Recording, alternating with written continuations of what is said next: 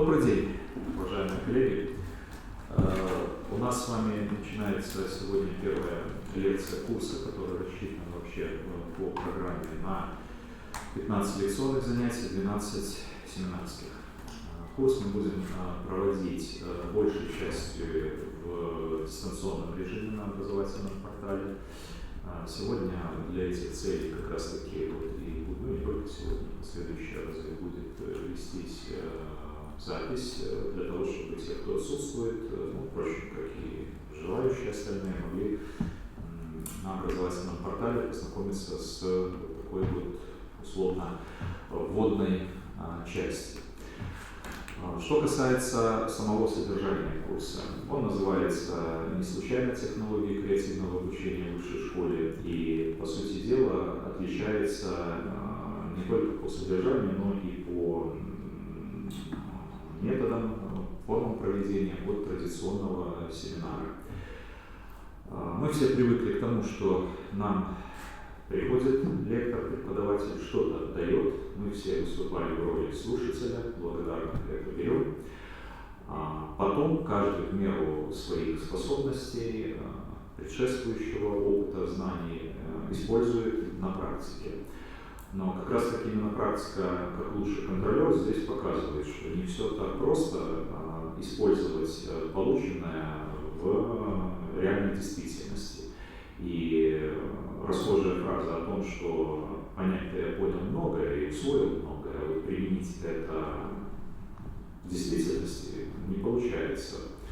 Но если уж совсем вспомнить старый вариант, в одно ухо влетает, в другое вылетает. Вот для того, чтобы посмотреть вообще, пощупать руками, что есть креативность, о чем написано очень-очень много книг, статей, обширная литература, вот для этого мы попробуем сделать семинар организационно-деятельностный, который бы основан был не на слушании, а на делании. Да, будут лекции, будут вводные какие-то части ведущего нашего курса, но, по сути дела, основным делателем, производителем своего продукта, исходя из поставленной цели, будет каждый участник. Все мы разные, у каждого есть свои цели. Кто-то, например, просто ставит цель посмотреть, там, что-то занимается, да, получить галочку, зачет. Кто-то ставит себе цель что-то для себя вынести. Вот выносить мы все очень много любим, правда? Прийти, послушать, нам все дадут, мы собрали и вынесли. Дескать, это наше, считаем. На самом деле это не совсем наше. И не с точки зрения де юре, да, защиты авторских прав, а с точки зрения, насколько то, что нам дают, становится нашим. Насколько это потом органично можно использовать в повседневной жизни.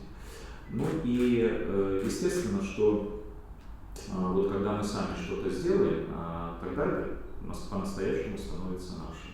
Или, как говорил один из философов немецких, Иммануэль Кант, что мы можем познать только те вещи, которые мы сделаем сами. И не иначе. Поэтому сегодня у нас первая такая вводная часть лекции. Она будет затрагивать разные области научного знания и с позиции психологии, с позиции философии. Почему? Потому что сама по себе педагогическая наука, а точнее даже дидактика как наука об обучении, она имеет междисциплинарные корни. Ни одно сегодня исследование в области педагогики не ограничивается только лишь рассмотрением педагогических основ. Это то же самое, что пытаться самого себя тянуть за волосы из трясины. Вот это такая небольшая преамбула. Ну и для того, чтобы уж совсем запреамбулить, что называется, я приведу один такой пример из, в общем-то, своей практики. Это было достаточно уже давно на одном из семинаров в Санкт-Петербурге, где присутствовали и школьные учителя, и вузовские педагоги, и администраторы учреждения образования, и ведущий семинар, один из, в общем-то, сегодня наиболее известных ученых на постсоветском пространстве в этой сфере, Андрей Викторович Хуторской, автор дидактической эвристики, он задает вопрос. Семинар деятельностный, там 3, по-моему, дня шла разработка своих, в общем-то, результатов, продуктов, и в конце рефлексия. рефлексия по солнышку, что называется. Не просто скажите, вот, что вам понравилось, а что нет, а именно детальный анализ своей учебной деятельности. Какие главные результаты, исходя из поставленной цели, что лучше всего получилось, что хуже и почему, как вы преодолевали возникавшие трудности, скажем, сформулируйте вопросы себе, ну, и вот из этого ряда вопросов. Рефлексия классическая. И вот одна заученная школа сказала: я с большим удовольствием, восхищением посмотрела, чем вы тут занимаетесь. Большое спасибо. Я вот имею такое вот наследие этого семинара, теперь я поеду и буду себя это применять. На что ведущий сразу говорит: вот представьте, что я все эти 3 дня был дровосеком, рубил дрова. Вы имели возможность это записывать, фотографировать, с разных ракурсов смотреть, фиксировать. Вот вам подвод. Вы сможете быть дровосеком или нет?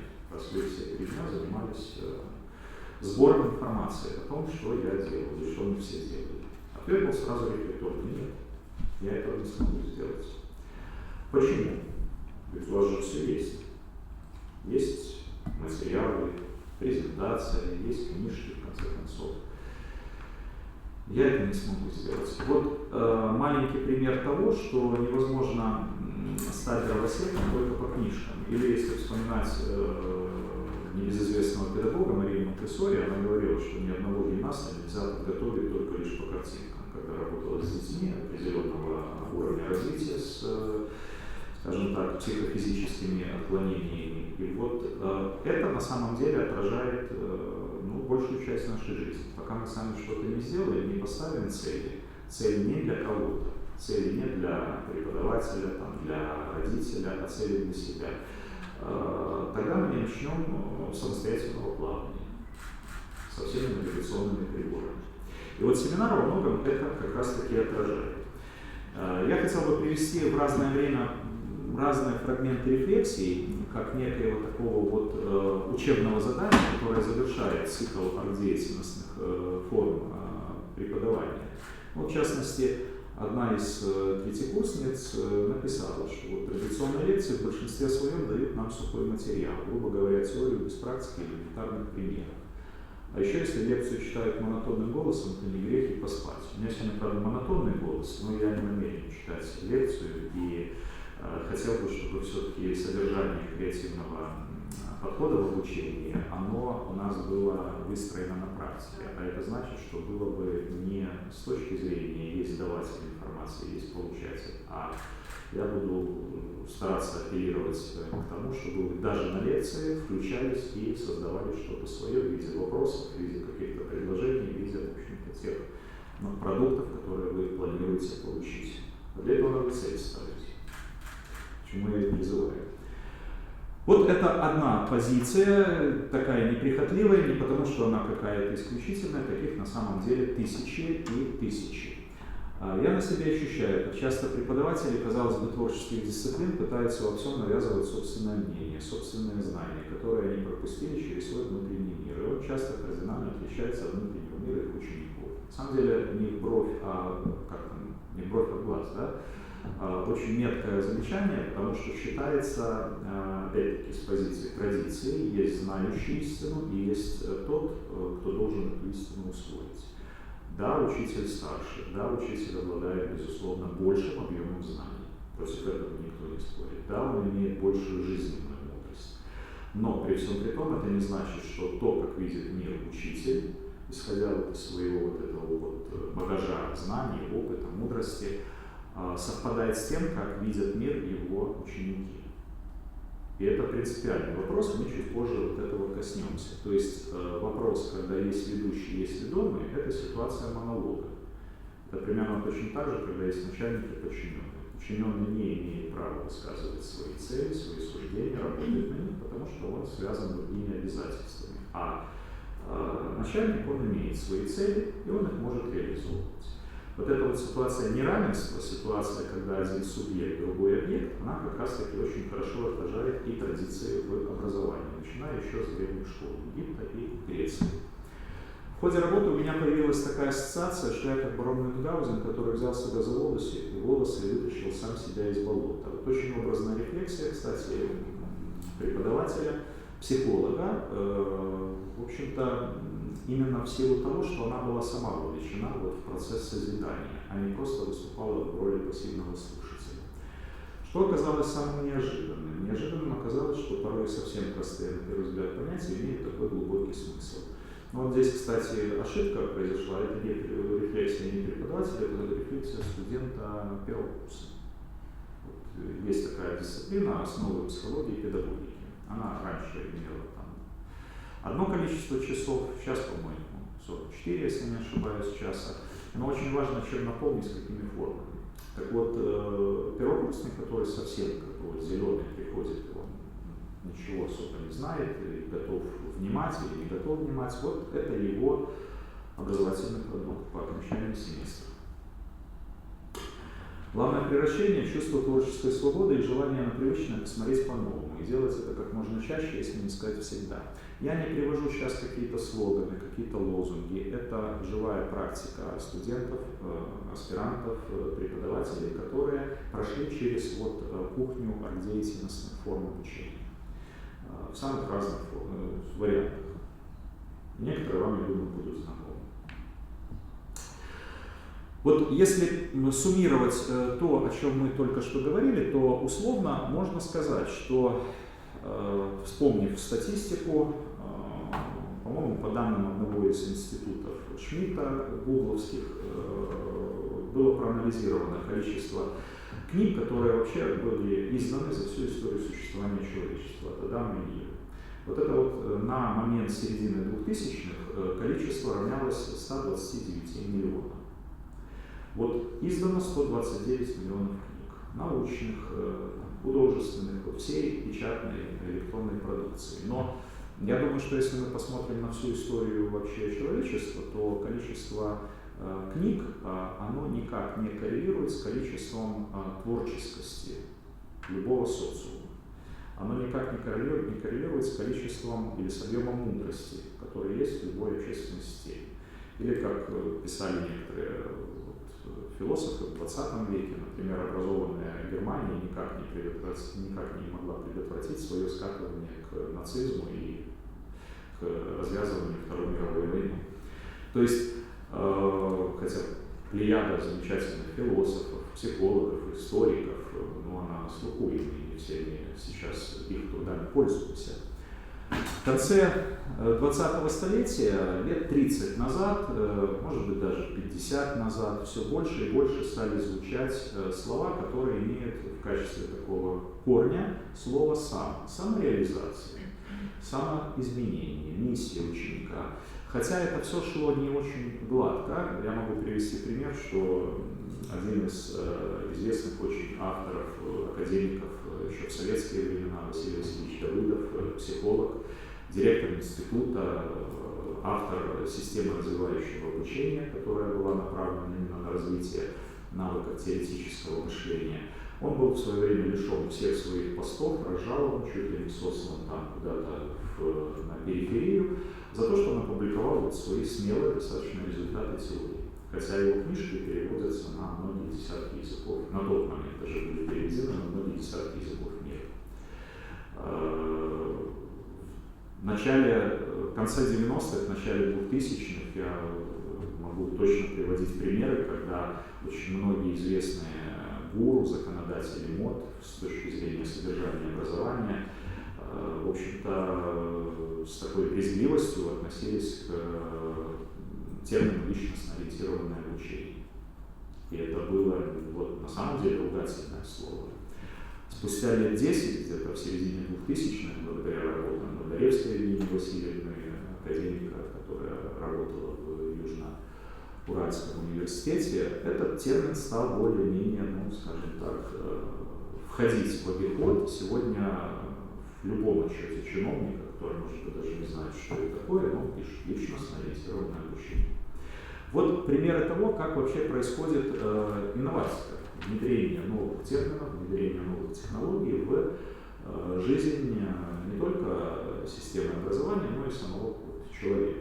Поэтому вот эти вот термины, самореализация, самоизменение, они не случайно имеют корень самость. То есть сегодня очень востребован не в качестве модного такого элемента, а востребован, по сути, самой жизнью возврат к сущности человека. И статистические данные показывают, что, например, в одной из двух крупнейших экономик мира, в Соединенных Штатах Америки, финансовые инвестиции в изучение физики, квантовой физики, химии, то есть всего того, что сегодня составляет, скажем так, основу новых технологий, меньше, чем инвестиции в изучение человека. И это не просто так. Никто просто так деньги не будет в виде грантовой поддержки выделять на какую-то утопичную идею.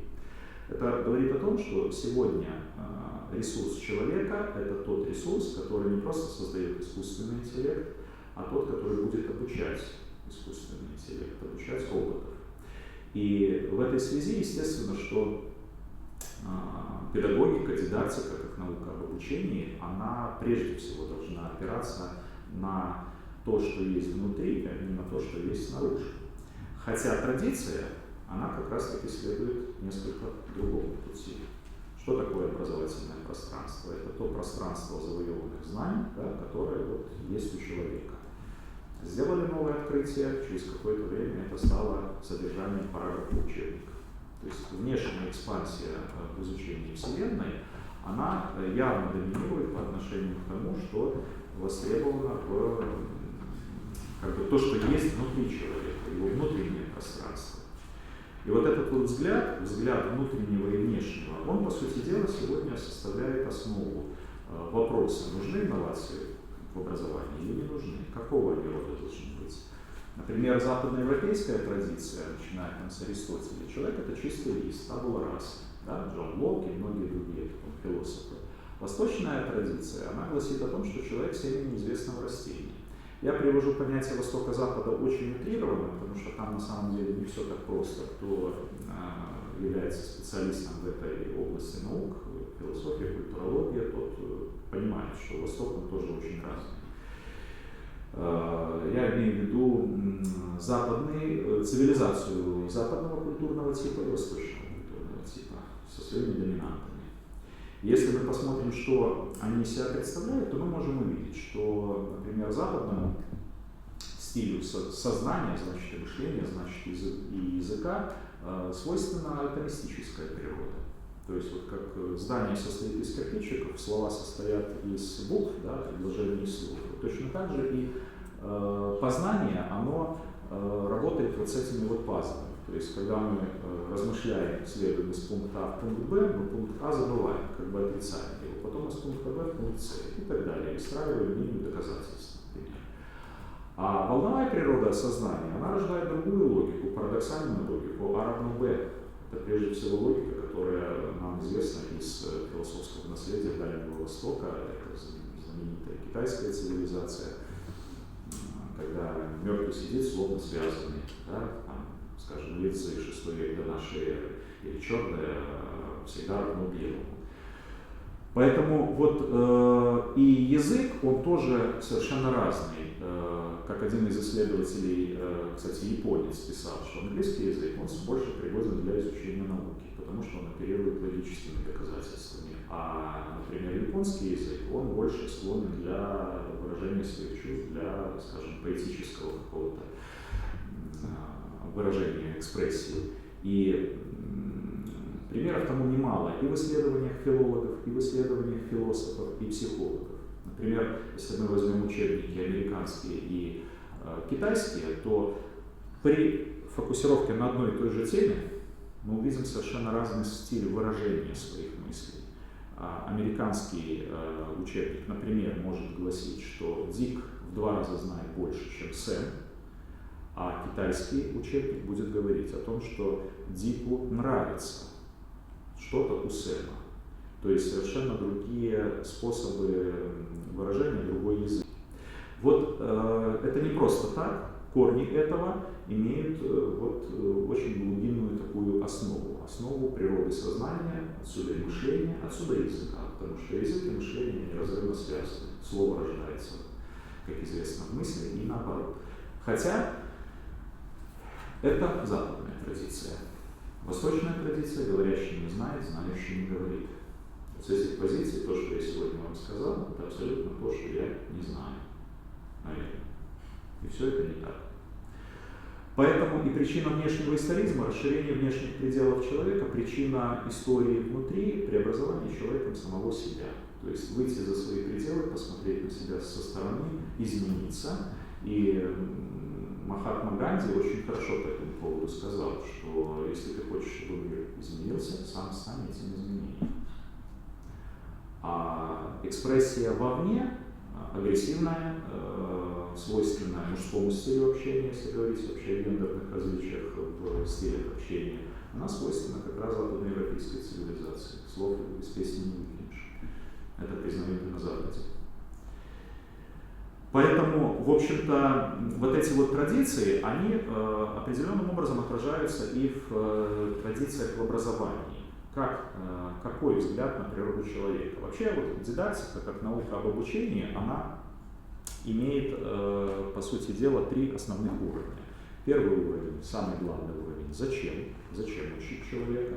Это уровень смыслов, уровень целей, как мы рассматриваем человека. Рассматриваем его как чистый лист, либо как семя неизвестного растения.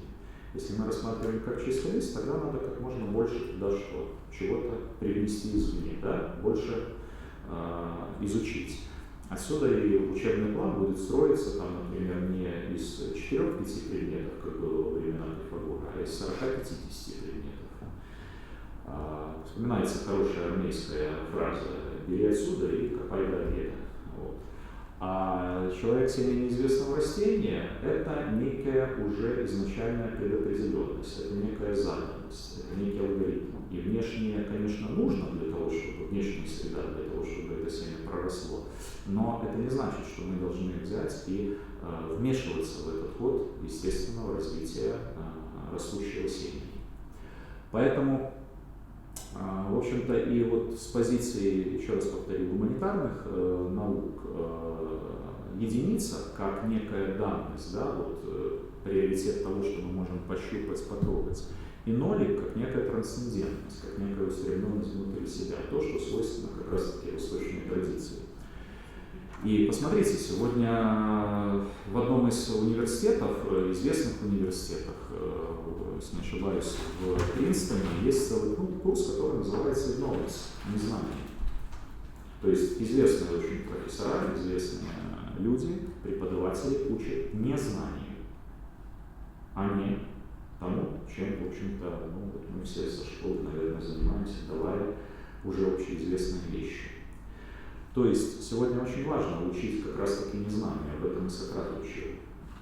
Знание о своем незнании – это самое главное знание, увидеть границы того, чего я не знаю. Это точно так же, как и в научном исследовании. Казалось бы, сделал свое открытие какое-то, изобрел там предмет, метод, и каждый молодой исследователь с восторгом понимает, что он спасет мир этим прибором или этим исследованием. Хотя на самом деле любое исследование предполагает очерчивание границ применимости.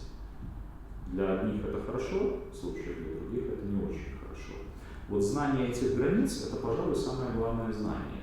Поэтому очень важно учить не тому, что написано в строчках текста, а тому, что написано между строк. Очень важно учить не ответом на правильные вопросы, а как раз-таки задавать сами вопросы. То есть не усваивать реальность, создавать свою реальность, если мы говорим о креативности, как о выходе за рамки шаблона.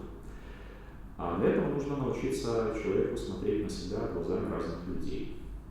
А это самое сложное, потому что комфортнее всего быть, вот, видеть то, что мы видим, и не,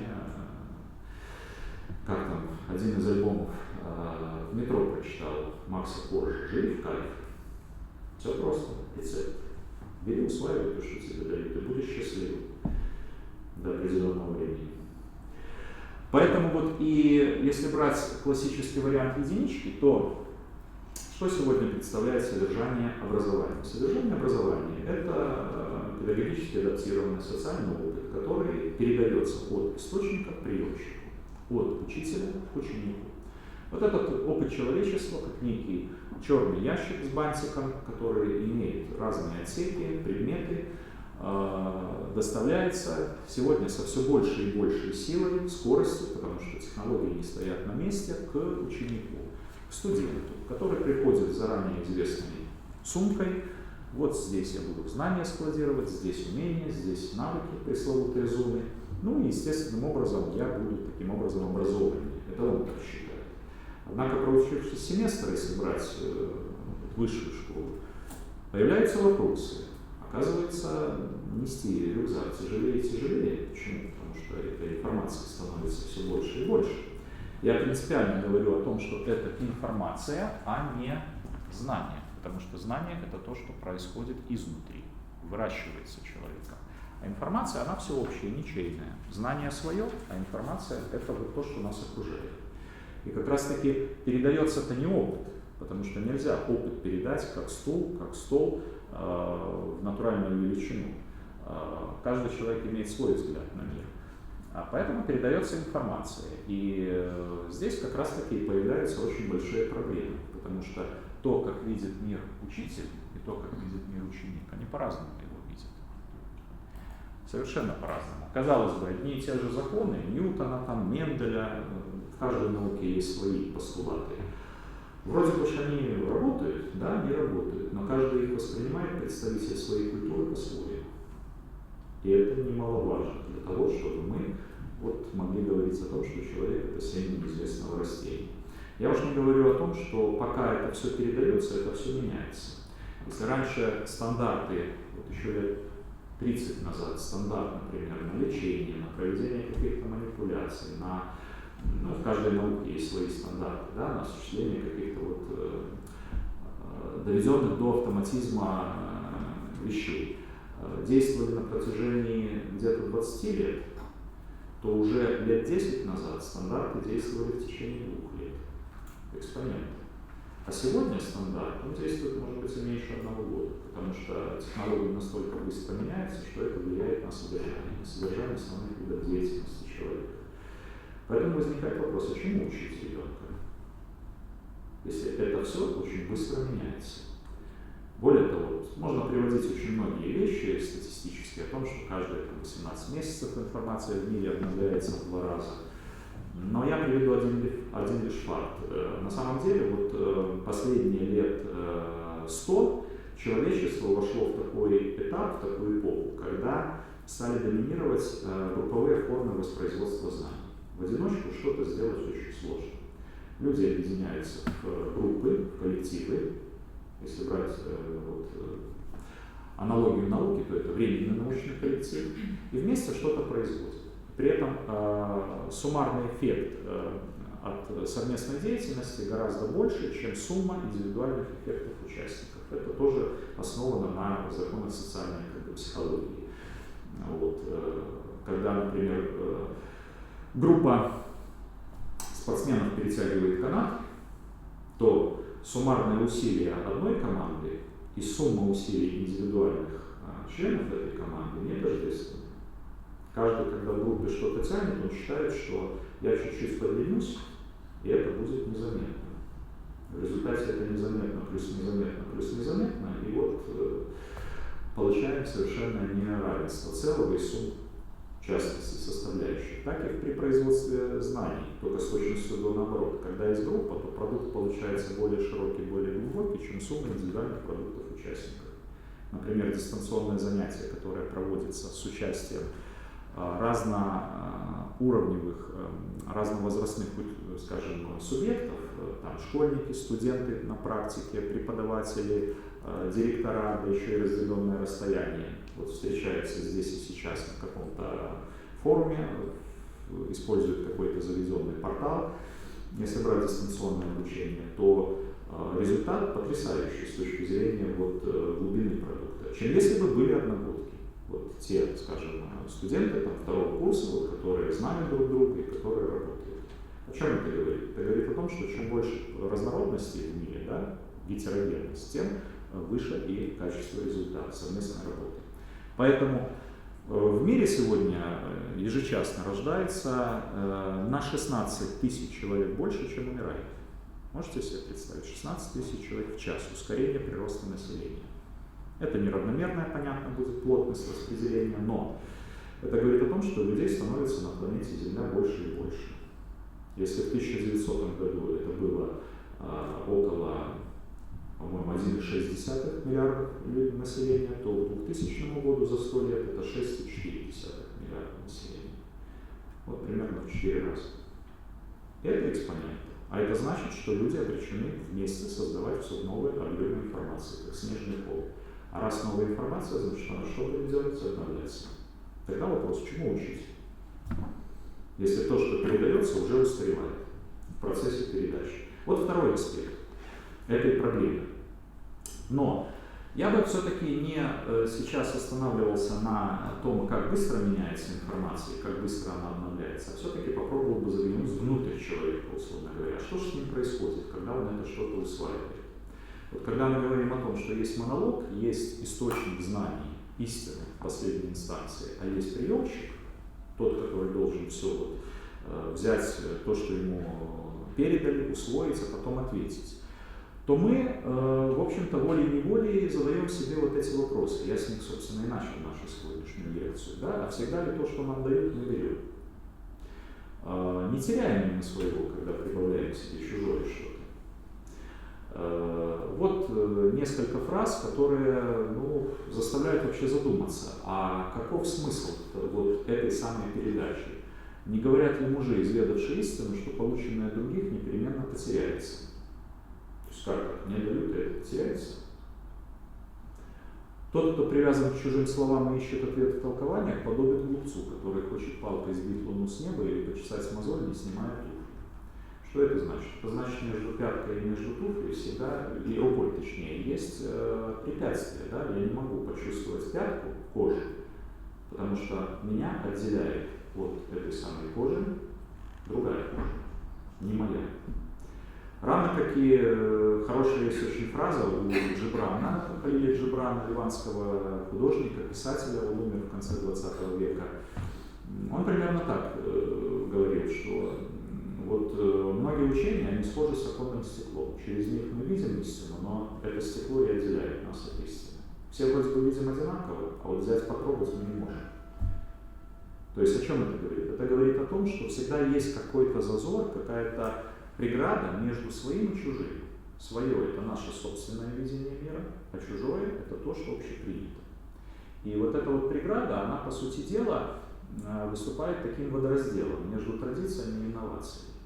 Вот корень вопроса вообще нашего курса всего на протяжении вот этих вот занятий. То есть свое или чужое.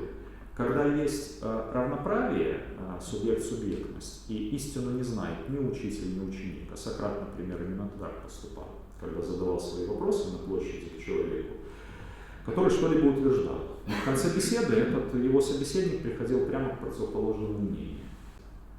Для человека просто, вот, который смотрит впереди себя, это невозможно. Мы видим либо одну сторону медали, либо другую. А как сделать так, чтобы увидеть вершину пропасти? Или как сделать так, чтобы увидеть горячий снег? Вот я подвожу к тому, что на самом деле понятие монолога и диалога – это и есть понятие традиции и инноваций в образовании. Потому что сегодня мы рассматриваем традиционную систему образования именно в режиме вот такого вот субъект-объектного отношения. Есть знание и есть незнание. И обязательно незнание надо убрать. Массовое просвещение, да, условно, как было на рубеже веков.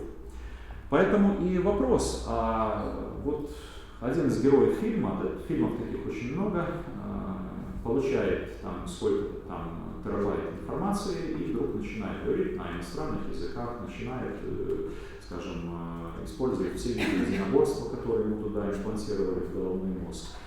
Это будет являться образованием или нет? Сюжет футуристический, но тем не менее, как вы думаете, с учетом развития IT-технологий, биткоинов и прочих вещей. Что есть образование? Казалось бы, на флешке все записано, все достижение человечества. Смотрите, мы говорим о том, что 10 лет школьник, 11 лет, берет, получает все это, да? Так может быть не надо ждать 11 лет, взял все, записал на флешке, имплантировал в головной мозг. Вот тебе и диплом сразу выдавай. Содержание всех курсов, все реальность. Лет через 30 это будет реальностью. Кто это считает? Просто для нас, в данной ситуации, в которой мы растем, воспитываемся, образовываемся, для нас это ненормальная такая ситуация. Мы понимаем, что образоваться можно только путем какой-то работы, осмысления информации. Но, возможно, говорить через лет 30, и то поколение, которое вырастет материал, да, для них, возможно, это будет нормально, и, в принципе, не будут знать, как это осмыслять информацию, понимать. Так вот, самое интересное, вот я бы так лет на 30 вот переместился вперед и поспорил бы с самим собой.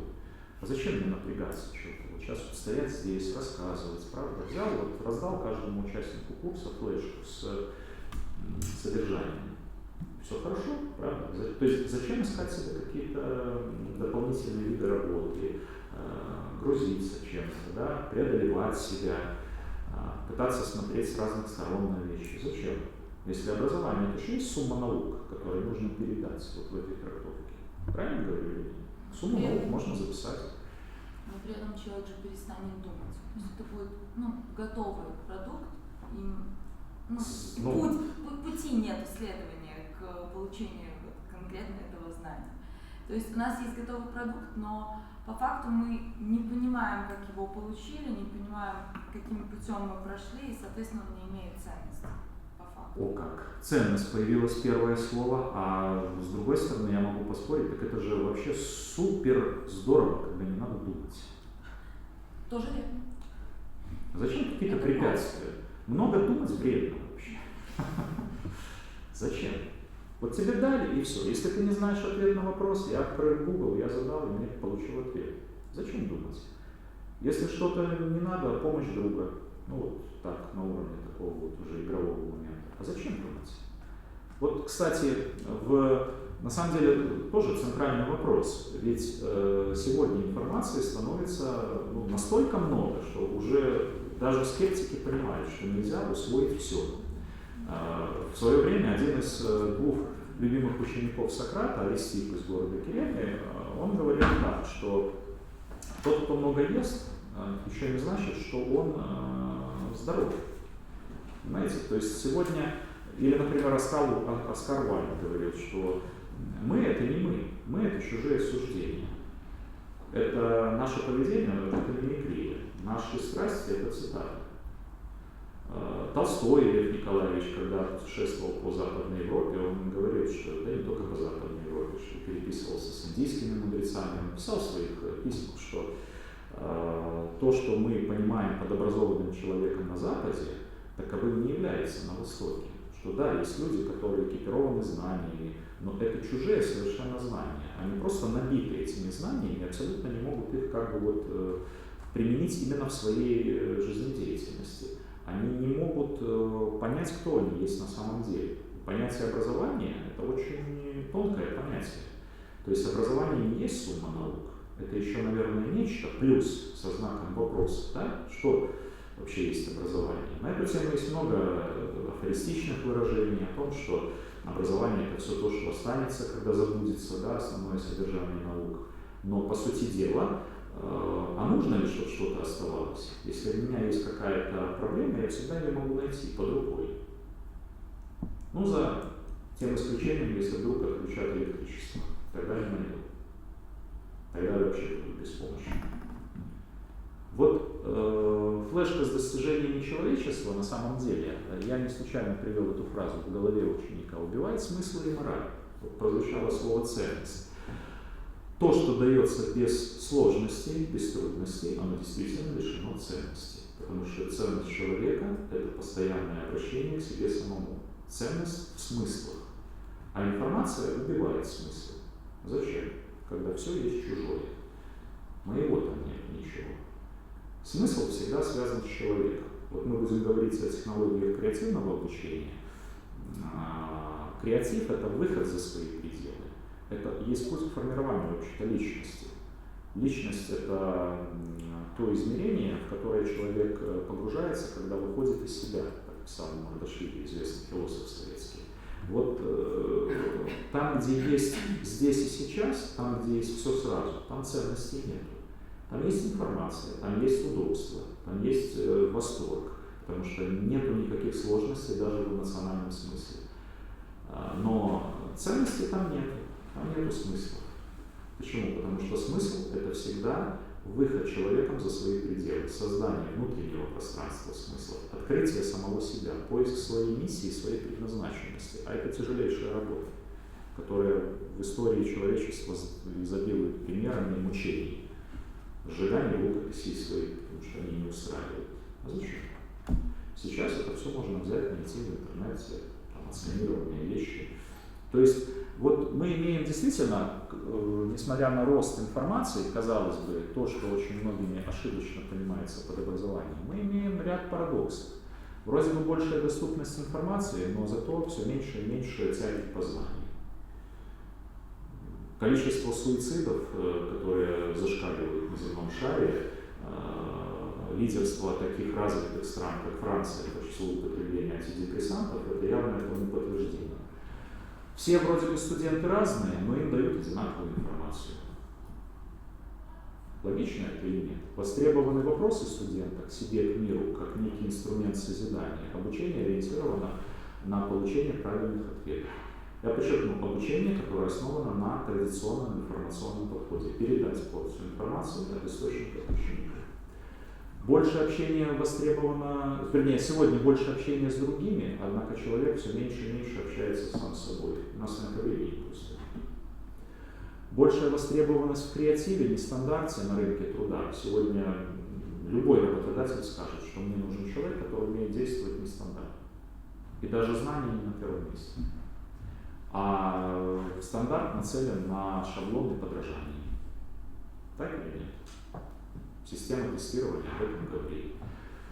Кстати, там тоже очень интересные есть примеры исторические, когда при Чикагском университете, по-моему, в 1954 году была внедрена система тестирования на уровне проверки знаний, потом она была упразднена через лет 20, когда было понимание, что это есть оглупление, да, мышления человека. Потом тесты опять вернулись, но уже занимают свою просто определенную нишу. Где-то вот мы идем по этому же пути. Поэтому вот трансляция информации, она привела к тому, что тоже еще один философ, наш современник, к сожалению, недавно ушедший от нас, задал вопрос, разве не наблюдаем мы в жизни общества в нашу эпоху постепенную монологизацию человеческого поведения? Можно только добавить и мышление, и общение.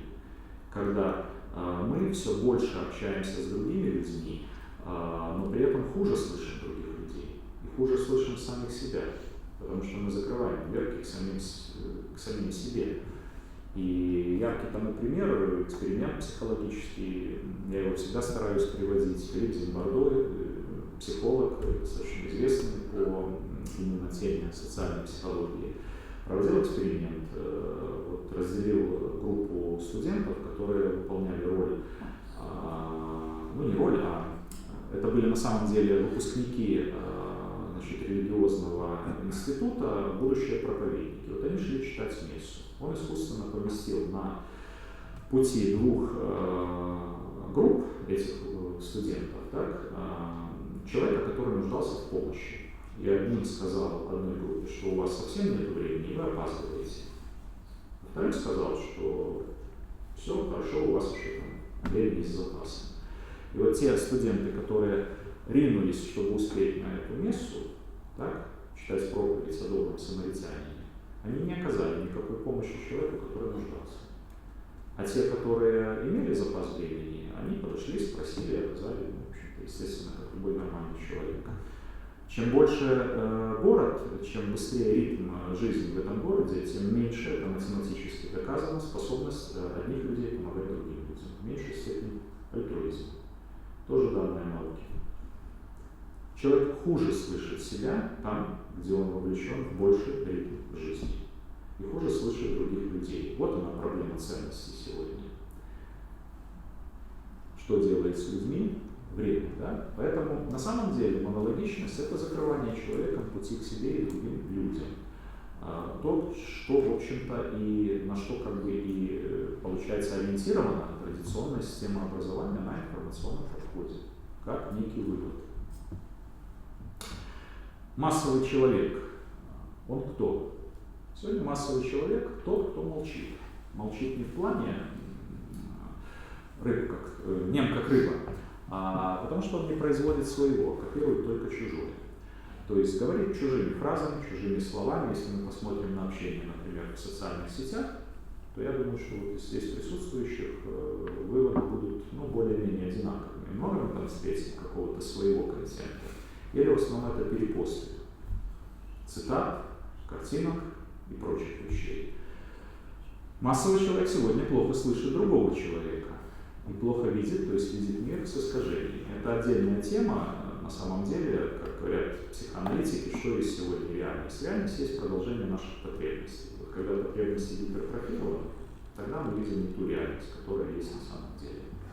И проблема видимости это не есть проблема зрения.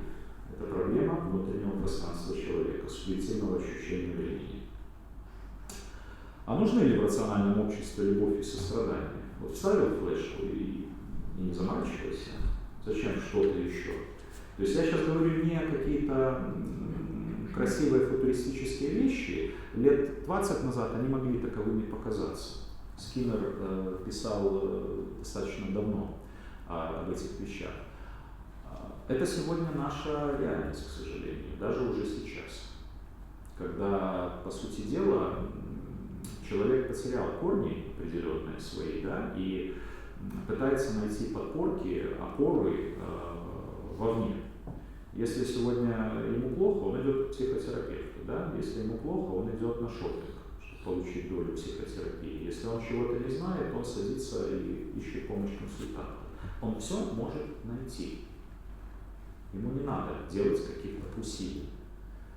Отсюда, естественно, а вот нужно ли все это? Поэтому вот к вопросу о морали.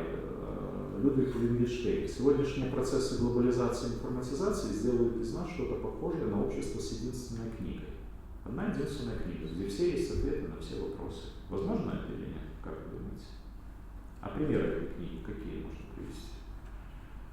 Кто может сказать?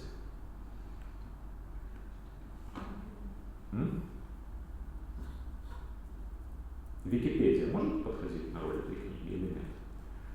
Коллективный продукт.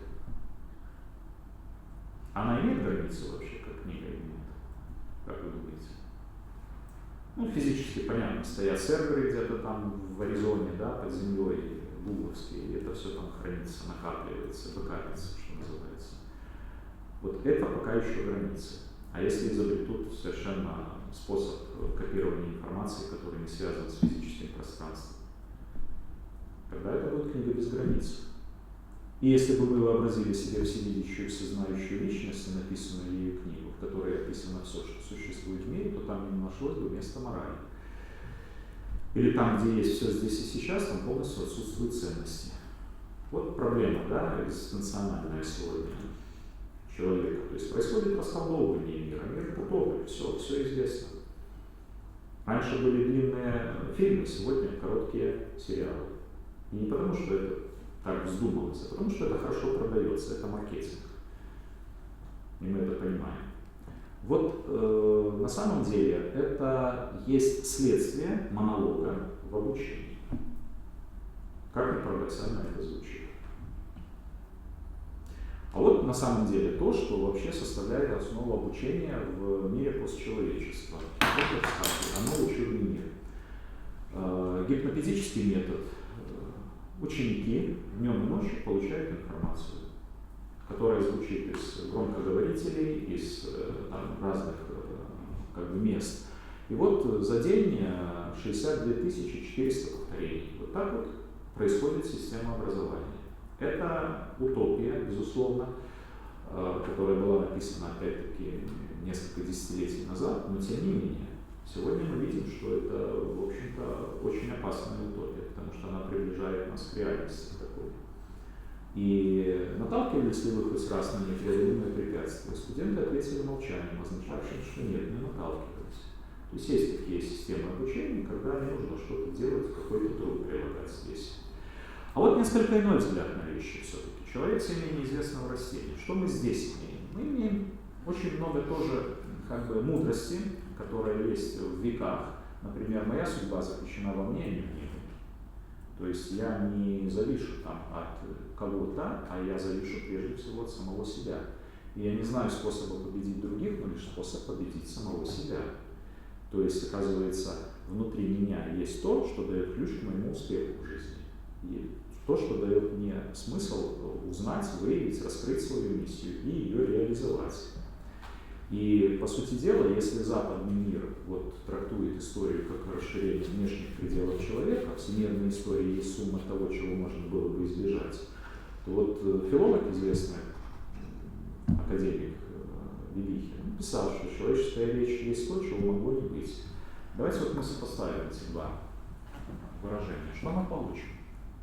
С чем ассоциируется история? С общением, с речью. Так?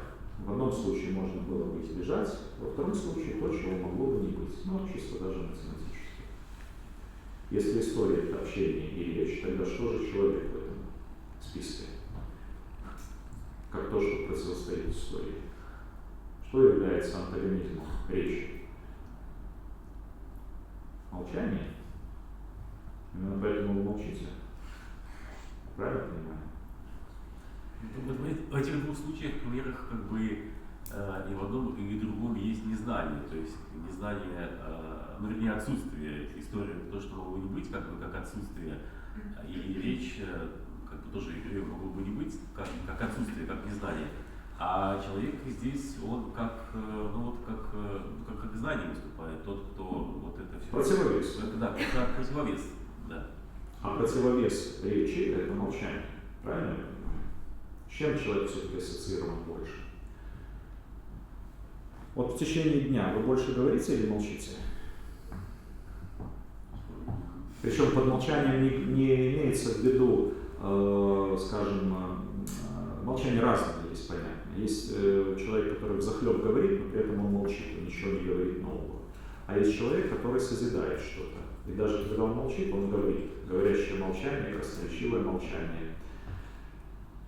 Ну, подумайте как-нибудь на досуге. Не будем останавливаться, здесь много. Я просто хочу привести несколько фраз здесь. Вот. Молчание есть таинство будущего века, а слова суть орудия этого мира. Вот этот вот будущий век, он уже наступил на самом деле. Когда массовый человек, он говорит много чего, но при этом он не говорит свое. Или Сент-Экзюпери. Человек тонет в глубине шума, потому что реальность современного человека является постоянный шум, медийный вопль. А человек любит шум или нет? Ну, конечно, это же позволяет уйти от себя и как бы, не думать о том, что тебе нужно на самом деле. А разве человек ставит себе цель убежать от себя, забыть о себе любимом? Ну, может, он такой цели и не ставит, потому что и не думает о ней, но это просто, это удобно, это дает простоту жизни, просто быть в этом шуме, в этом вот нагромождении тех посланий, которые другие дают, которые, может быть, лучше осознают свой смысл жизни. Ну, понятно, то есть жить без проблем. Так? Убежать от себя – это убежать от проблем, я правильно понимаю. Да. А проблемы никому не нужны. Хорошо, кстати, хороший вывод, наверное, да, можно такой сделать. У человека есть проблема для себя самого, в жизни есть проблема. Вот Лев Толстой, один из авторов, кстати, креативной системы обучения, я его не просто так слова здесь привожу, написал, что люди учатся, как говорить, в то время как главная наука, как и когда молчать. Вы хотели бы учиться в школе Пифагора, где до 3 лет дети молчали? Им вообще запрещалось говорить. Это было содержание обучения. Молчали для того, чтобы лучше познать себя, для того, чтобы лучше соотнести, что они есть, что есть объекты мира. Это на самом деле не какая-то эзотерика. Это дидактика. А вот, пожалуйста, трагедия нынешней школы в том, что у ребенка там отнимают право на молчание. Как вы к этому отнесетесь? Как к бреду полному? Нет? Просто наоборот, в школах и в университете преподаватели призывают говорить, высказывать свои мысли как можно больше, Да. молчать. Но когда человек высказывает свою мысль, может быть, он при этом молчит как раз таки, Мудрый осуществляет учение безмолвно, Если пересказывать. а когда пересказывают, вот смотря что есть молчание, не в буквальном смысле этого слова. Вот система эвристического обучения – это система условно молчаливая с точки зрения вот философии образования, потому что она направлена на созидание своих смыслов учеником, и вот если брать классическое определение, то это система обучения, которая направлена на конструирование учеником собственного смысла, цели, содержания обучения. Казалось бы, как можно созидать свое, если вокруг есть столько много заманчивого, уже сделанного в качестве открытия человечества? Зачем ученику открывать себя, открывать свои смыслы? Это обучение есть обучение через открытие, когда вот эврика, инсайт, и я понимаю что-то, что в обычном режиме я не могу понять. Зачем это делать? Но это тоже вопрос смыслов, вопрос побега от себя. Да? Нужно ли убежать от себя, от своих проблем? Или наоборот, если ты хочешь чего-то добиться в жизни, тебе нужно лучше себя знать, и якорь там кидать, а не на внешней стороне, на внутреннем острове, а не на внешнем. Поэтому на самом деле, вот давайте мы познакомимся, что из себя представляет методология эвристического обучения, 3 основных этапа. В обычном режиме вот есть учитель, уже столько фильмов снято, правда, про учителя. Вот есть достижение человечества. И вот учитель транслирует ученику, радостному, который все это берет и впитывает, как губка. Это обычная традиционная система обучения, основанная на передаче достижений человечества. Эвристическое обучение имеет обратную направленность. Учитель дает не готовую информацию, правильную информацию в кавычках, а дает объект действительности. На уроках химии, например, это вещество, чьи свойства надо узнать. На уроках истории это та историческая какая-то, скажем, битва или событие, которое имело место. Но это тот объект действительности, либо из области естественного мира, либо из области наследия человечества, взгляд на который может быть у каждого ученика свой, потому что все дети разные. И учитель предлагает с помощью методов определенных взять и на первом этапе исследовать свой объект действительности в виде результата субъективного или первичного образовательного продукта. Почему субъективного? Потому что здесь нет никакой другой опоры, кроме как вот мнение ученика, результаты его эксперимента на основе только лишь прошлого своего опыта, знаний. Нету заранее данной теории какой-то. И если бы на этом поставить точку, то, естественно, мы бы превратили весь процесс обучения в фарс. Почему? Потому что у каждого свое мнение, а как узнать, кто прав, кто не прав? Вообще, что такое прав? Сократ говорил, ничье мнение не бывает ложным. И он был прав в этом. А вот на втором этапе каждый результат первичный исследования объекта, который у каждого ученика свой, этот результат, сопоставляется, сравнивается с достижениями человечества, так называемым культурно-историческим аналогом. Культурно-исторический аналог – это, если говорить очень просто, то это действительно достижение человечества, опыт человечества, культурно-историческое зеркало, куда смотрится ученик, смотрит свой продукт. В результате, когда он сопоставляет созданный им свой продукт с зеркалом, он видит, ага, мой продукт, оказывается, отличается от того, что есть в истории, да, науки, в истории культуры. Я, например, 3 свойства вещества нашел, а в учебнике это 5 свойств. И тогда ученик через созданный им продукт, по сути дела, сравнивает себя с другими. В результате он как бы смотрит на себя со стороны. Свой продукт на 3-м этапе обобщает, включает его в новые целеполагания, в образовательную деятельность. И тогда мы видим, что этот продукт, который создал ученик, он состоит из внутренней и внешней части. Внешняя часть материализованная. Это, например, составленный алгоритм, да, написанное эссе. То, что делает, в общем-то, обычный ученик на обычном уроке. А вот внутренний продукт – это то, насколько изменился сам ученик, когда он сравнил себя с другими. А изменение неизбежно, потому что как только ученик начинает смотреть на себя со стороны и видеть, кем он не является, он начинает запускает процесс самопознавания. Вот в 3 соснах очень трудно запутаться. Смотрите, насколько простой. Первый вариант: взял, флешку вставил сюда в голову, так, и забыл. А второй вариант, обратный, состоит из 3 этапов. Вначале познание объекта действительности и, как результат, первичный образовательный продукт. Затем на втором этапе сопоставление вот этого вот первичного продукта с неким эталоном в истории человечества в рамках данной темы. И дальше обобщение этого внешнего и внутреннего продукта, ну и, в общем-то, цикл завершен. В этом продукте, безусловно, есть знание, потому что невозможно не знать, когда ты уже смотришь в зеркало. Но знание какое? Знание внешнее, полученное от учителя сразу, здесь и сейчас, например, с описанием теоремы, что это такое, с тем или иным законом, да, вот с тем, что мы получаем в готовом виде. Либо это знание, которое он сам добыл. Кто как скажет? Это знание он сам добыл. И, казалось бы, никакой ловкости нет. Тут рук, никакого мошенничества. Безусловно, все предметы, все темы так изучать бессмысленно. На это не хватит всей жизни. Потому что это совершенно очевидно, что в первом варианте требуется очень короткий путь для усвоения, а во втором варианте требуется очень длинный путь.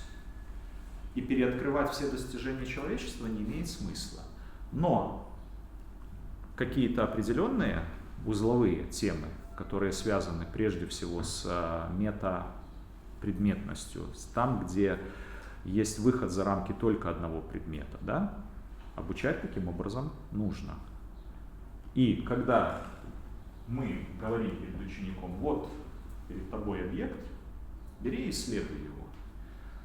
Что происходит? Он начинает думать: а зачем мне это надо?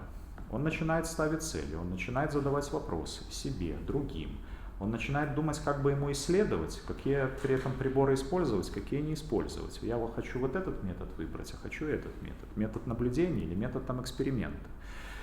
И в результате в системе эвристического обучения есть много достаточно методов. Методы, они на 3 группы делятся. Мы об этом позже будем с вами изучать, не на сегодняшней лекции. Но, тем не менее, ученик другой после того, как он что-то сделал сам. Почему? Потому что то знание, которое он сам создал, оно в какой-то мере равняется величине самоизменения ученика. Чем больше он знания произвел своего, тем больше он изменился. Он по-другому посмотрел на мир, он лучше узнал себя. И таким образом, когда ученик открывает себя, открывает свои смыслы, он фактически познает окружающий мир, а не с точностью до наоборот.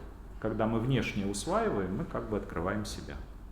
Вот две разницы, 2 подхода. Безусловно, каждый из... Вообще ничего не бывает идеальным в мире, и все имеет свою обратную сторону. Есть и, скажем, ограничения, и мы их видим все у традиционной системы обучения, которая основана на передаче информации, есть ограничения здесь. Ну вот, в частности, я могу привести примеры, и немало примеров, когда студентам даешь, в общем-то, какую-то вот задачу, которая открытого типа, которая предполагает возможность создания каждым студентом чего-то своего, да? Просто такое неприятие. Дайте нам шаблон, говорят. Мы выучим, ответим, и потом мы что-то создадим. А если мы ничего не получили, как мы создадим что-то? Невозможно творить на пустом месте. Ну, с позиции, да, как бы вот такого бытового смысла. Хотя на самом деле есть немало примеров, если углубиться в общем-то, дидактическую эвристику, что ученики способны создавать ничуть не меньше, как свой личностный продукт знаний, чем было создано до них. И в частности, дети иногда способны дать такие определения, которые очень многие греческие мудрецы не давали в свое время. И это тоже факты. То есть человек неисчерпаем. Поэтому вот под образовательным продуктом, я еще раз повторю, понимаются и материализованные продукты деятельности обучающегося, и те изменения личностных качеств, креативных, познавательных, арт-деятельностных, 3 основных групп. Вот 3 координаты X, Y, Z. Одна из них. Ученик преуспевает в познании, когда что-то делает сам. Вторая. Ученик преуспевает в самоорганизации, в организации своей деятельности, и, конечно же, ученик учится выходить за какие-то рамки, пределы, шаблоны, то есть преуспевает в креативности. Каждая вот эта вот шкала, когнитивная, креативная, арт-деятельностная, она имеет свои критерии, имеет свои баллы. Например, если ребенок выполняет олимпиадное задание, на которое нет однозначного ответа, то если он делает очень посредственное задание, такое как все, да, то он получает, например, 4-5 баллов. Если он высказывает какую-то оригинальную мысль, но ее не развивает, он получает 6 или 7 баллов. Вот если он получает одну или две какие-то идеи, демонстрирует в ответе, и которые пытается объяснить и не безуспешно, он может получить 8-9 баллов. То есть я к тому, что есть, в общем-то, вся необходимая метрическая часть любого процесса обучения. Поэтому вот образовательный продукт, он всегда двойственный. С одной стороны, это внешняя часть, с другой стороны, это внутренняя часть. И когда человек ведет разговор с другим учеником, с другим своим одноклассником, одногруппником и сравнивает свое с чужим, по сути дела, он реализует свою природу. Потому что человек есть уравнение я и другого. Он сопоставляет созданное самим собой с тем, что, например, создало человечество. И только через «ты» можно познать «я». Поэтому вот эвристический характер системы образования, он основан как раз-таки на открытии внутренних смыслов, на обучении через открытие. И когда мы открываем эту дверку внутреннюю, там есть и креативность, там есть и мотивация, там есть много чего. Вот очень важно это много чего нам посмотреть. И, конечно же, в этом случае не ответ ученика на заранее известный вопрос, а вопрос ученика становится главным элементом процесса обучения. Вот в свое время был такой философ Квинтилиан, который из 7 вопросов всегда создавал какое-то новое знание. Он конструировал эти вопросы таким образом, что каждый раз вопрос, в котором уже есть половина знания, так называемый базис, предпосылка вопроса, он, по сути дела, вот такой вот квест составлял из вопросов, и каждый новый вопрос это был новый источник, вернее не источник, это было новое знание. Метод Квинтилиана, который в истории получил название в честь этого римского философа. В данном случае, конечно же, мы говорим не о методе, мы говорим о методологии, потому что когда ученик сам что-то познает, от него исходит вектор активности, от него исходит вектор вопроса. Когда ему что-то дают, то ему задают вопросы. И он должен дать какой? Правильный ответ.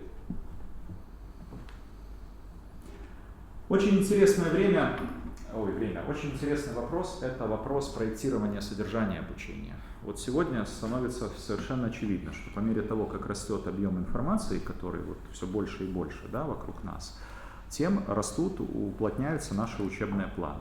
Вот я не зря привел пример античности, когда во времена Пифагора было всего 4 предмета, по-моему, астрономия, музыка, танцы и математика. Вот сегодня это не 4 предмета, мы это знаем. И времени для изучения этого все меньше и меньше. А это значит, что границы обучения раздвигаются. Да? Раньше можно было 3 года учиться, потом 4, потом 5, иногда сейчас высокотехнологические специальности 6 лет, там ядерные процессы и медицина. А потом магистратура идет, потом аспирантура, и вот так можно учиться всю жизнь. Хорошо или плохо, как вы думаете? И как преодолеть вот эту проблему времени, когда всего нового становится все больше и больше, а время, жизнь человека, она ж не резиновая, фиксированная. А как вы думаете, когда вот ученик в процессе инсайта, вот он создал свое, посмотрел, крикнул внутри себя беззвучно «Эврика», он увидел, что он сделал, совершил открытие, открыл наружу смысл свой. Это может целое быть больше, чем сумма составляющих занятий, на которых бы он приходил к этому результату, или нет? Всегда ли А равно Б плюс С плюс Д? Или А может быть больше, чем Б плюс С плюс Д? И вот задание домашнее. Не будем от традиционной системы обучения отходить, она хороша, фундаментальна во всех случаях жизни, такая непоколебимая. Проанализируйте, когда вы приходите к какому-то открытию, оно равняется сумме знаний из самых разных областей, либо она превосходит эту сумму знаний. Ну или, условно говоря, можно одно занятие потратить там 1:20 на изучение одной темы, потом еще на изучение одной темы, еще на изучение одной темы. А были ли такие моменты, когда вы приходите к тому, что вот вы сразу как целое схватываете в единстве на одном занятии и приходите к гораздо более значимым и важным результатам, чем если бы вам вот последовательно так давали порция за порцией информацию?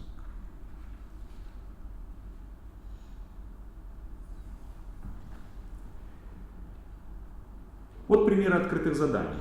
Вообще задание, любое содержание обучения, оно составляет основу любой дидактической системы, например, белорусский язык, да, тема слова и их смыслы. Представьте, что вы слово, в какое предложение вы хотели бы попасть, какую смысловую нагрузку хотели бы нести.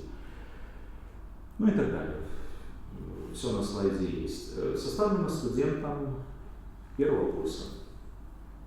То есть, понятно, не сразу он пришел, есть технология, мы будем с ней знакомиться, создание открытых заданий.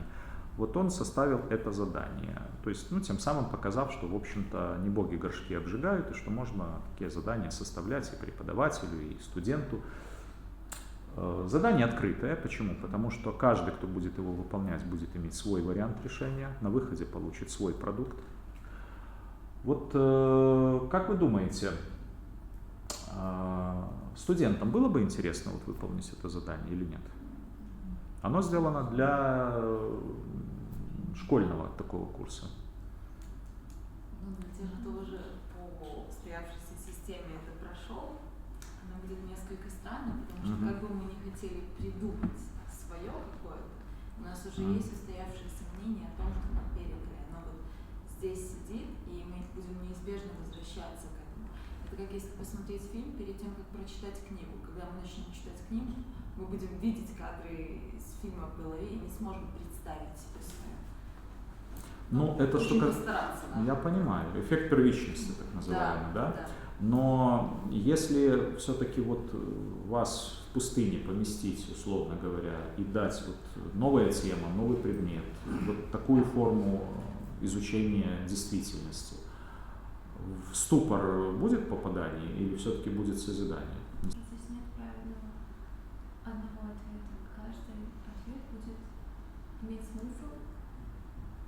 Ну, это кому интересно. А есть же такие люди, которым вообще ничего не интересно. Ну, зачем ему что-то еще там создавать, представлять как-то себя словом, если можно взять и найти информацию в интернете? Может быть, наоборот, заинтересует такой деятельность. А почему это может заинтересовать? Ну, это не такое, как было раньше. Они приходили, сидели, слушали, а тут бац, такое переключение. Задание о себе. Мы уже Всего, давали что пример говорить. на тренинге с айтишниками. Ну, не все, но большая часть просто отказались, сказали, мы не видим в этом смысла. Вот в таких вот представлениях. То есть им имиджинативная терапия, например, и такие же вот представлениям вообще это не нравится, им некомфортно с этим работать, им комфортнее работать с каким-нибудь целеполаганием, где на бумажечке ты четко расписываешь, представлять многие не любят. Потому что это выход за пределы себя. Это работа над собой. Да. А работать мы не любим, правильно? Да, многие проще делать. Да. Проще делать, как все. Но я могу привести и другой пример, что такое вот традиционный отличник? Традиционный отличник, школьный, вузовский, человек, который, я сейчас говорю очень утрирую, сидит на первой парте, все записывает, все изучает, потом даже не делает никаких там шпор, идет, отвечает, получает наивысшую оценку. Вроде бы есть мотивация, но, как правило, такие отличники в жизни, они не добиваются успеха по причине того, что они привыкли к шаблону. Шаблон дали, шаблон выдал, а жизнь не шаблон. Нет ни одной ситуации, которая бы повторяла друг друга. Поэтому причина их неуспевания в жизни, ну, я не говорю, естественно, в 100% случаях, иногда вопреки, а не благодаря, но тем не менее, они не успевающие по причине того, что они не приучены к креативу. Я приведу другой пример. Кто такой троечник? Троечник – это тот человек, который не хочет записывать, брать, усваивать информацию. Ему это не интересно. А почему ему это не интересно? Потому что это противоречит тому, что есть у него внутри, свое представление. Как должно быть, а мне говорят шаблон какой-то, так? Вот практика показывает, что троечники, они в большей степени приспособлены к реальной жизни, потому что они изначально не стандарт ставят на первое место по отношению к знаниям. Я не говорю, что всем надо быть троечниками, знания, их роль никто не отменял. Но я говорю к тому, что способ получения знаний, он очень разный и по-разному влияет на жизненные потом траектории, на траектории как бы в профессии, да и не только в профессии.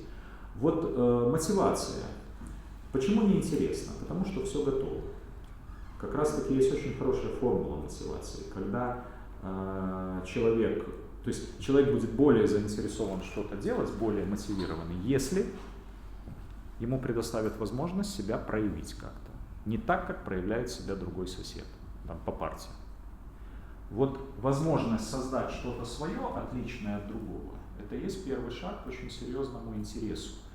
То есть, что такое вообще индивидуальная образовательная траектория? Очень часто под ней понимают нечто другое, дифференцированность. Да? Вот выбрал ответы из нескольких, там, вот это вроде как дифференцированное такое уже обучение. И подменяют его словом, наделяют словом индивидуальный. Хотя на самом деле индивидуальность – это совокупность своих результатов. Вот как прямая строится и состоит из бесконечного множества точек, вот точно так же индивидуальная образовательная траектория, она состоит из бесконечного множества индивидуальных образовательных продуктов. Продуктов самоизменения ученика. Вот когда он учится на себя постоянно смотреть со стороны, вот он строит свой путь. И, по сути дела, здесь мы затрагиваем очень серьезный, пожалуй, пласт вообще проблемы в традиционном обучении, проблемы мотивации. Говорят, как нам заинтересовать? Чечетку сплясать не поможет. Дайте ученику быть самим собой, изучать так, как он хочет. Но не в плане «хочу-хожу, не хожу на занятия», а через содержание обучения, через систему заданий, через систему литературы, обычная система обучения, которая имеет обычные свои составляющие, он себя несколько по-другому реализует. Каждый ученик обучается вроде бы одинаково, потому что они ходят к одному и тому же учителю, к одному и тому же, там, в одну и ту же школу, но они обучаются по-разному, каждый имеет свой результат. Вот фактически, скажем, открытое содержание образования – это и есть вот путь к тому, чтобы обучать всех одинаково, но по-разному. Я хочу привести в заключение несколько ответов, как вопросов, для того, чтобы показать вообще, может ли человек создавать что-то на пустом месте, чистый лист это или не чистый лист. Вот задание было олимпиадное, следующее. Для разных возрастных групп, возрастные группы, по-моему, были с 1 по 6 класс, с 7 по выпускной класс, две группы было. И задание составляло следующее, вернее, задание было следующим. Задай накануне 1 сентября свой вопрос своим родителям, там, бабушке, дедушке, знакомым, учителю, с тем, чтобы узнать в вопросе, что такое знание. И вот дети писали свои вопросы. Первоклассникам допускалась помощь, это дистанционная была олимпиада международная, допускалась помощь в плане сохранения технических таких вот, да, манипуляций, отсылки, сканирования. При том, что вот элемент заимствования, да, того, к чему мы очень сильно приучены в традиционном таком информационном подходе, он здесь практически сведен к нулю. Почему? Потому что оценивается не степень соответствия какому-то правильному результату, а степень самовыражения. Вот если ты так считаешь, вот так и считай, но только обоснуй свою точку зрения. И ребенку абсолютно нет интереса брать что-то чужое. Вот где проявляется, как лакмусовая бумажка, что есть свое, а что чужое. Когда ребенку говорят, ты можешь что-то сделать свое, он с радостью это делает. Когда ему говорят, ты можешь заимствовать, а зачем это надо делать? И это не хорошие, красивые слова, это на самом деле реальность. Так вот, некоторые примеры ответов. Вопрос, знание – это вопрос или ответ? Это процесс или результат? Какие люди используют слово «знание» чаще всех? Вот, например, Знание — это вопрос или ответ? Я не знаю ответа на этот вопрос. В любом вопросе есть ответ, есть знание. Что это такое? Процесс или результат? Но здесь еще можно ответить. Это и процесс, и результат. Или, например, 6 класс. Почему мы должны учиться?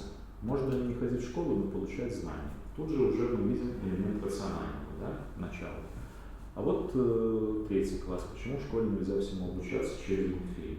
Кстати, очень геймификация сегодня не последняя тема. Или 3-классник. Почему мысли приходят в голову? Сколько весит мысль? Как отличить новую мысль от старой? Что значит вообще знать? Вот я, например, не могу, честно, не лукавя, не могу ни на один из вопросов здесь ответить. Да, вспоминаются там какие-то известные вещи. Вот что значит знать? Я не знаю, что значит знать. Конфуций говорил, знать значит действовать. Но это явно не все решение уравнения. Можно ли знать все? Конечно, нельзя знать всего. Но ребенок думает об этом. То есть он не читал там Аристотеля, не читал каких-то умных книг. А почему мы не бываем бессмысленны? Тут вообще можно потеряться. А бываем ли мы когда-то бессмысленны? Вряд ли, потому что всегда в человеке есть смысл. Но это уже как бы такая тонкая материя для философов.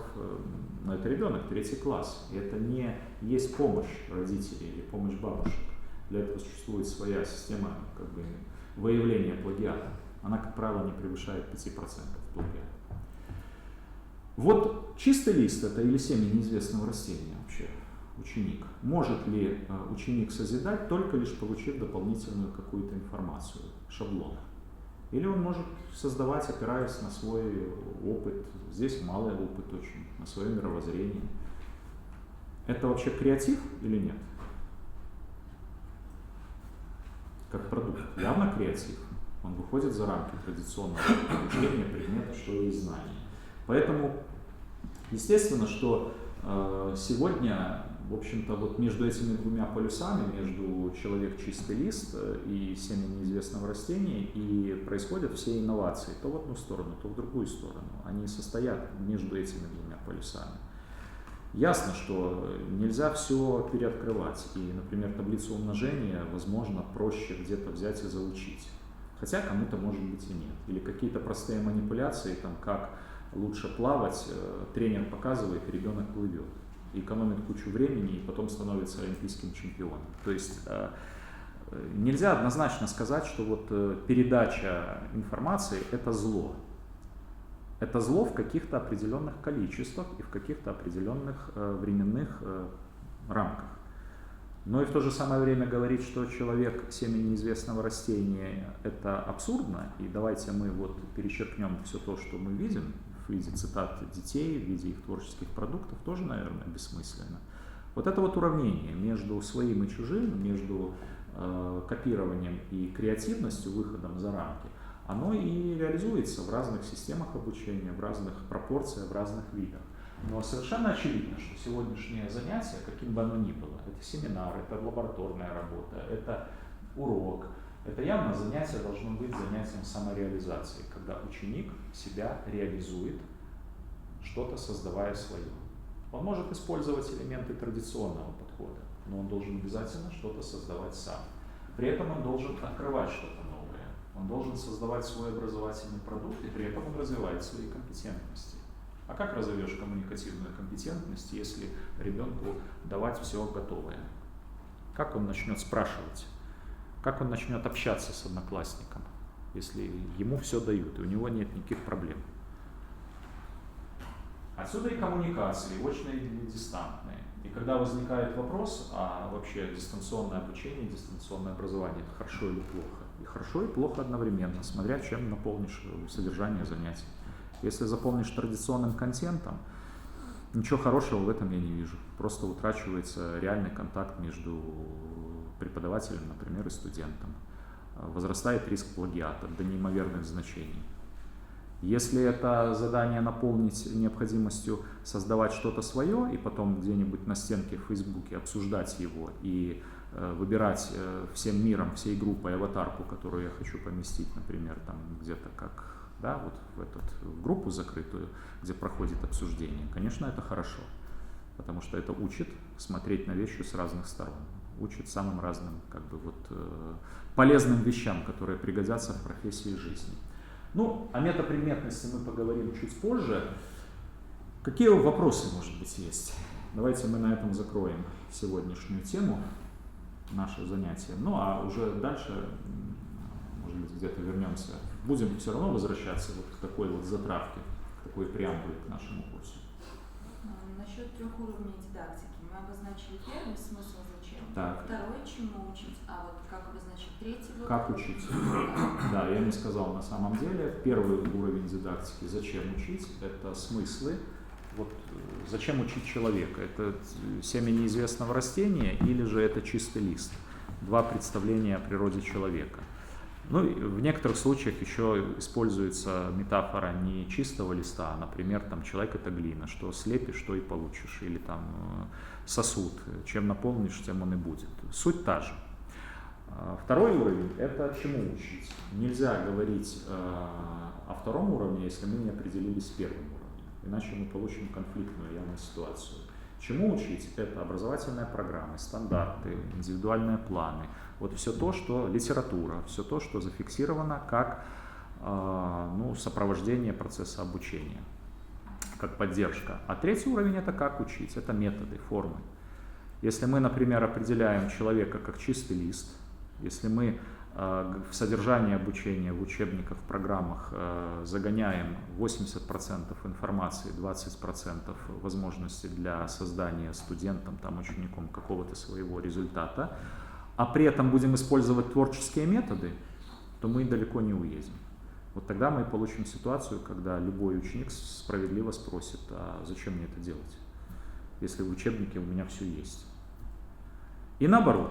Если все будет творческое, а методы будут не творческие, тогда не будет того двигателя, который приведет всю машину в действие. То есть должна быть здесь синхронность. Вот 3 уровня — это классические уровни построения любой системы обучения, дидактической. Хотя мы сегодня касались не только, понятно, обучения, дидактики, мы касались и вопросов, связанных вообще с формированием мировоззрения, с воспитанием, потому что, к сожалению, обучение и воспитание, они в трудах ученых вместе присутствуют, на практике они часто порознь. И сейчас даже для того, чтобы воспитать первоклассника, проще, наверное, ввести предмет воспитания, чем воспитывать на обычных уроках литературы, математики. Вот как-то так, как говорит первый курс. Как бы. Еще вопросы? Лингвистические методы во всех сферах можно применить. Вот брать, наверное, даже банальный курс химии. Да, безусловно. То есть в любой сфере можно найти какие-то но свои... не все темы могут быть, естественно, скажем так, предназначены для обучения через эвристику. Все зависит от подготовленности аудитории, все зависит от специфики темы и зависит от, скажем, уже, наверное, готовности преподавателя это использовать. Потому что сегодня я могу привести такой пример. Системы развивающего обучения, они существуют уже порядка 70-80 лет как системы обучения. Это и западноевропейские системы обучения, Френе, Монтессори, Рудольф Штайнер, это отечественные, Давыдов, Ильконин, Занков. Но процент использования этих систем обучения, казалось бы, в очень благополучных, развитых странах Западной Европы не превышает 5-7%. Хотя, казалось бы, есть весь фактологический материал. Вы не найдете ни одного автора, который бы сказал, что, например, система Френе — это плохо. Но тем не менее, то есть вопрос, скажем так, зачем нужно, и вопрос соотношения элитарное массовое образование. Массовое менее затратное. Легче подготовить учителя, который готов будет взять, транслировать, пусть даже в интересной форме, пусть, скажем, пробуждать интересы учеников и, скажем, блестяще общаться с аудиторией, но все равно он будет ведущим, а ученики будут ведомыми. Вот так проще, чем вот так. Возможно, по этой же причине очень сложно и использовать это в повседневности. Хотя примеры тоже есть, и совсем немало их. Сейчас вот в интернете поднялась волна, ну не сейчас, там недели 2 назад, школа Щетинина, если кто-то вот так следит, Михаил Петрович, очень известный самобытный автор. Он не имеет ученой степени, но он академик РАН. Вот парадокс.